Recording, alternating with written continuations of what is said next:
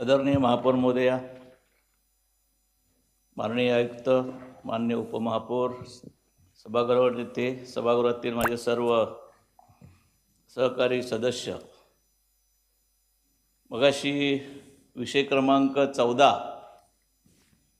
हा या विषयावर जवळपास 1 ते 1.5 तास चर्चा या ठिकाणी झाली.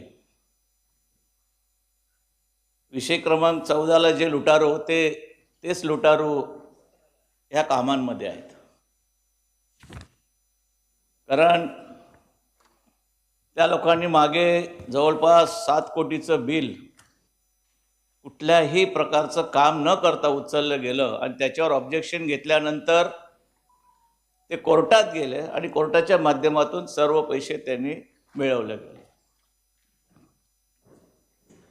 गेल्या 2-3 वर्षापासून ही जी मंडळी आहे, ह्या मंडळींनी नव्या मुंबईतील 10 ठेके अगदी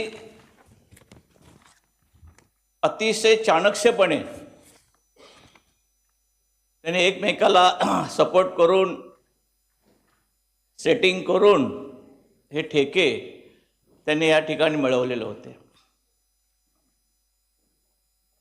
2020 साली ह्यामध्ये जो रेट आहे हा त्यावेळेला मजूर आणि लाल माती हा 13 रुपये 49 पैसे होता.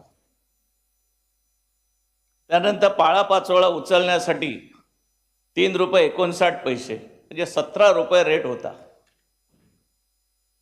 17 रुपये रेटनी नव्या मुंबईमधील ठेकेदार अतिशय उत्कृष्ट असे काम करत होते. खूप ठिकाणी चांगली उद्यानं होती, कुठेतरी फुलं फुललेली असायची, फुलपाखरं खुळलेली असायची, अतिशय सुस्थितीत उद्यानं होती. परंतु 2022-23ला इथले सर्व नव्या मुंबईतील ठेकेदार हटवले गेले आणि त्या ठिकाणी कुणी बांद्र्याचा ठेकेदार आहे बघा, NK Shah enterprises Bandra, DB Infotech Borivali, aesthetic landscaping Andheri, Balaji enterprises Andheri, Harshil enterprises Vandre, त्यानंतर RS कन्स्ट्रक्शन बोरिवली. म्हणजे एकही ठेकेदार नव्या मुंबईतला त्या ठिकाणी राहायला गेलेलं नाही. 17 रुपयामध्ये जो नवी मुंबईचा नागरिक ठेकेदार काम करायचं, ह्या लोकांनी प्रशासनाच्या माध्यमातून तो बेसिक रेट 27 रुपये 50 पैसे केला. म्हणजे 10 रुपयाचा फरक आला. हे फक्त 10 रुपये नाहीत, 15 लाख स्क्वेअर मीटर उद्यान आहेत. 15 लाख स्क्वेअर मीटर. 27 रुपये 50 पैसे बेसिक रेट केल्यानंतर ह्या ठेकेदारांनी प्रशासनाच्या माध्यमातून तो रेट 32 रुपये केला. पुन्हा येथे 4.5 रुपयाची जंपिंग खाल्ली. 4.5 आणि 10 रुपये 14.5 रुपये. 17 रुपयामध्ये माझा नव्या मुंबईचा ठेकेदार 2 पैसे कमवत होता, तो रेट 32 रुपये केला गेला. म्हणजे किमान 15 लाख स्क्वेअर मीटरला जर आपण 15 रुपयाने जर केलं तर महिन्याला 2.25 कोटी रुपये ते लोक लूट करत होते. आणि आम्ही उघड्या डोळ्यांनी बघत होतो. त्याच्यामध्ये कोणी लागून घेऊ नये. त्यांनी लाल माती खाऊन टाकली, गोंडस असं गवत खाऊन टाकलं, सर्व उद्यानं अगदी भसाट करून टाकली. आज तुम्ही विद्यानांची अवस्था या ठिकाणी पाहताय. त्या लोकांनी जवळपास, मी मॅडमबरोबर बोललो होतो की मॅडम, पूर्वीचा रेट असा होता आणि आत्ताचा रेट असा आहे. आता ह्याच्यामध्ये कोण गार्डनमधली माती खात होतं मला माहीत नाही, आणि त्यामुळं आत्ता तरी त्या लोकांनी ही सेटिंग करण्यासाठी एका यंत्राची, ज्याला आर्बोरिस्ट रेसिटोग्राफ मशिनरी करारनामा, हे कुणालाच माहिती नाही. ज्या वेळेला प्री मिटिंगच्या वेळेला ही प्री मिटिंग झाली त्यावेळेला हा आर्बोरिस्टचा मुद्दा टाकला गेला. टेंडरमध्ये कुठेही नव्हता. मॅडम आपल्याशी मी बोललो होतो. बरं, आर्बोरिस्टच्या एका ठेकेदाराने एक आर्बोरिस्ट आणायला हवा होता, परंतु ह्या लोकांनी संगनमतानं, कारण प्रशासन त्याच्यामध्ये सामील होतं, एका आर्बोरिस्टला 10 ठिकाणी फिरवलं गेलं. त्याचा महिन्याचा चार्ज होता 75,000 रुपये.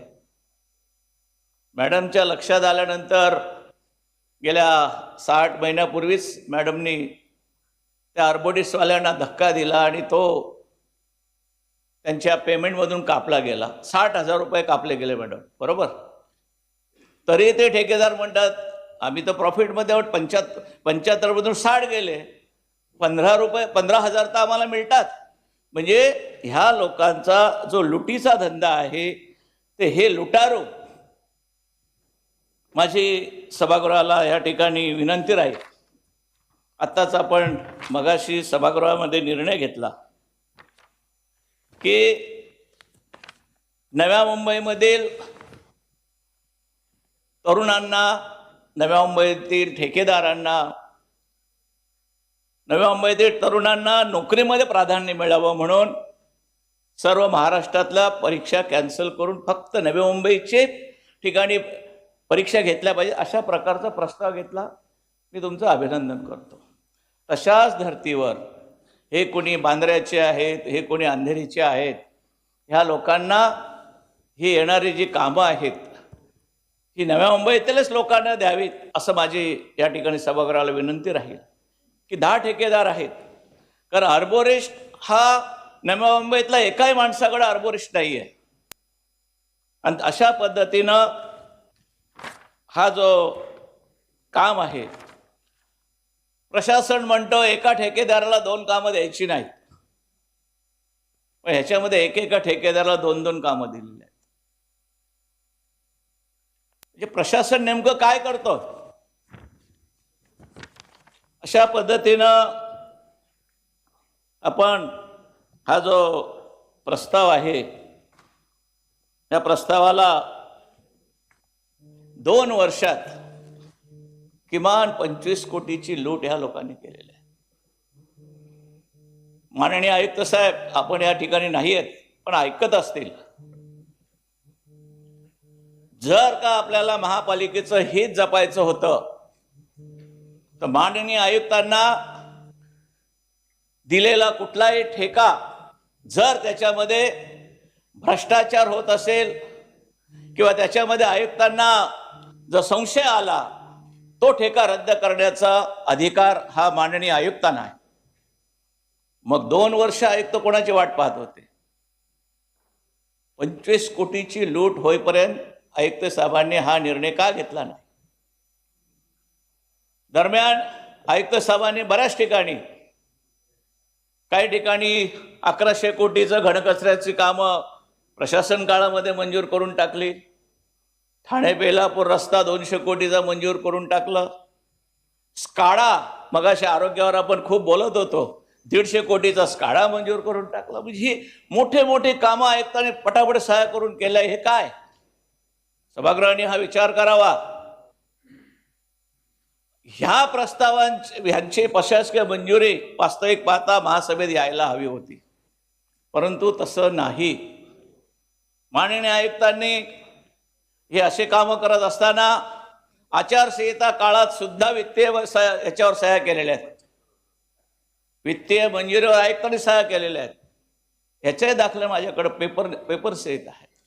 म्हणून माननीय आयुक्त साहेब, माझं आव्हान आहे की ह्यामध्ये जी लूट झाली ती लूट आपल्याला कशा पद्धतीने थांबवता येईल. कारण स्काडासारखा, सभागृह नेते साहेब, 150 कोटीचा स्काडा कधी कोणी पाहिलाय का? आपण म्हणतो पाणी दूषित येतो, त्यामध्ये फार मुंगेरीलाल की हसीन सपने दाखवलेले आहेत. की डायसवर बसून सगळ्या नवी मुंबईचे वॉल खोलले जाणार आहे, असे एक एक प्रस्ताव या ठिकाणी केलेले आहेत.